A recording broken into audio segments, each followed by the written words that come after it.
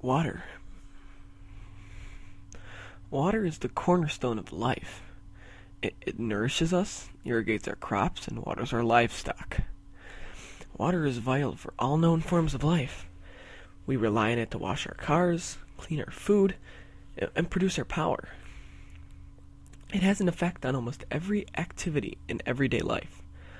Without it, civilization would cease to function, governments would collapse, crippled by an undefeatable enemy, drought. It would be a matter of days, no longer than a week, before every living being on Earth perished. In short, we cannot live without water. 2 days ago, however, we were forced to begin doing just that. I don't know how it began. Nobody left alive does. During the initial hours of it, though, theories ranged from the barely plausible, like a new form of greenhouse gas, to the ridiculous, such as a new type of light, one that only evaporated water. I remember those hours fondly. A true enormity of what had happened had not yet sunk, and hysteria had not yet clutched the human race. What happened? I'll put it simply. The first was that every single drop of fresh water on the entire planet evaporated instantly. I don't think I can do this event justice, but I'll try. Can you imagine every single river, every single lake, every single natural source of water drying up instantly, without rational explanation? I doubt you can, but that's exactly what happened. It wasn't restricted to natural sources either. As far as I can tell, all the bottled water in the world has also evaporated, as did that in the water tanks and other similar sources. It also disappeared from other substances, including soft drinks, creating foul sugar compounds that would make those who consumed it quite ill. There was not a single drop of fresh water left anywhere on Earth for anybody to drink. But by far the worst result of the lack of water was the nuclear reactors. Without pressurized water, most of the nuclear reactors in the entire world, those that utilize purified water as coolant, had no available sources of coolant, and just under half of these had poor or untested fail-safe plans. The resulting effect of this led to catastrophic nuclear meltdown in roughly 46% of water-cooled reactors. The world, already reeling from the unprecedented situation, fell into total anarchy. International communication ceased after almost exactly 24 hours after it began. But there is a second effect: the saltwater poisoning. Many people flocked to desalination plants in the first few hours hoping for salvation. They found none. At approximately the same time as the worldwide evaporation, saline increased by 5-fold in every sea or ocean on Earth. Desalination plants were able to cope with this load for approximately 24 hours.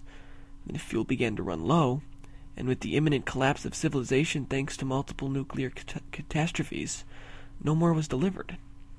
Thus, the last ever drop of fresh water on Earth was pumped out no later than midnight yesterday. After the drought came the collapse. With no water available, civilization soon descended into anarchy. Governments, typical of authority to the very end, tried maintaining order. It didn't work.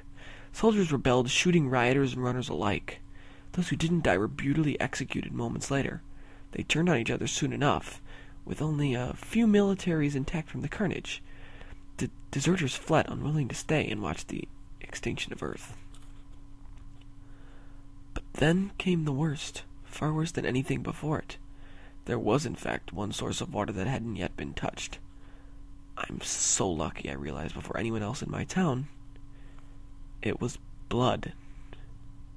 Blood, which is over 90% water, was the only remaining liquid fit to drink. And so some did. At first I didn't believe it. It was too horrific. Animals went first. The desperate drank the blood of cats, dogs, pets, and feral animals of all kinds. Many offered too little blood to be of any value. The situation was made worse by the fact that I live in a rather large metropolitan city, and beyond domesticated pets and the odd feral animal, there was no animals to catch and drink from. Perhaps those in the country fared better. I have no way of finding out, and frankly, I don't really care. I knew then that humans were the only other option. I first saw it 12 hours ago. An elderly man, dressed in nothing but a torn dressing gown, slowly made his way down the street that ran in front of my house. He called for help desperately, croaking out that his entire nursing home was dead or dying, that the nurses had fled and he was looking for help. He was so pitiful that I almost opened my door, if only to offer him some respite from the midday sun and some of my sparse rations. If I had been a second faster, I would not be writing this. Before I could open the door, 3 people, 2 men and a woman, pounced from the shadow of a nearby tree. Poor old bastard had no choice. They leapt upon him, frenzied in their dehydration, and set on him with makeshift tools. It was the most terrifying spectacle of my entire life. One man had a hammer. He set about bashing the man's joints in, one by one. Crack, crack, crack. I retched bile each time the hammer slammed into bone. So sickening was the crunch. The other had a gardening hoe. He hovered above the elderly man, putting the makeshift weapon down once, twice. The tool cut through the man's ankles like a knife through a steak. Oh, the metaphor made me vomit. After I did, I looked back, if only to satisfy my own growing horror. Oh, how I wish I didn't. The woman, who was weaponless save for her own 2 hands, had straddled the man's chest. Her hands were spread on the screaming man's face as her own companions butchered him. Then, even as I watched, she dug her thumbs into his eyes. He howled like nothing I had ever heard before. She dug harder, pushing inwards and outwards simultaneously. When they were pulled through, blood and even some less discernible liquid splattered all over her. She grabbed them and ate them like fruit. I could hear the chewing sounds from my door. They bent to consume the precious blood, and I turned away. I call them the drinkers. Well, there's one thing I want to make very clear about them, though. They aren't zombies, nor are they affected by some external force that forces them to drink the blood of humans, such as a virus or disease. They're entirely human. I suspect that dehydration affects them worse than it does others, and this forces them to drink from humans in a form of pseudo-cannibalism, or perish. They represent the dark side of humanity. The drinkers also seem to recognize each other through some subtle signal. Not being a drinker, I wouldn't know it. As fast as I possibly could, I took my meager supplies, some small comforts, this journal, and my .357 Desert Eagle up into my room. I pushed the bed against the door with my rapidly fading strength and piled furniture on it. The Desert Eagle is a full clip of 7, and I have 1 spare, enough for 13 drinkers, and, well, I'm sure you can imagine. Another 6 hours have passed, and I can really feel the dehydration now. My tongue feels numb and my skin like sandpaper. I've tried to eat some bread before and I almost choked, with no saliva to moisten my throat. Now I'm hungry, as well as thirsty. I don't even know why I've kept writing this. Maybe it's just something to occupy during the final hours of mankind. Maybe I hold some hope that a solution will be found and somebody in the future will read this and remember what it was like. Maybe I'm just delusional.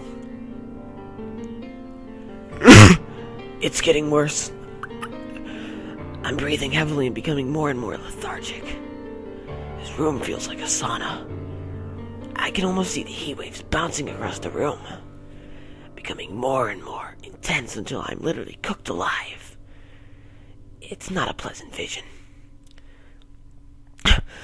My pen keeps slipping from the page. As I suffer random bursts of weakness, I'm scared I won't even be able to pull the trigger if the time comes. I'm so terribly thirsty. The last time I urinated, it burned. I haven't defecated for a long time now either. My vision's fading in and out, and my head feels like it's going to split open from the intense pressure inside. My skin's so dry and leathery. I know I'm dying, but I've still got the Desert Eagle. Maybe I should kill myself before I lose the strength to do so.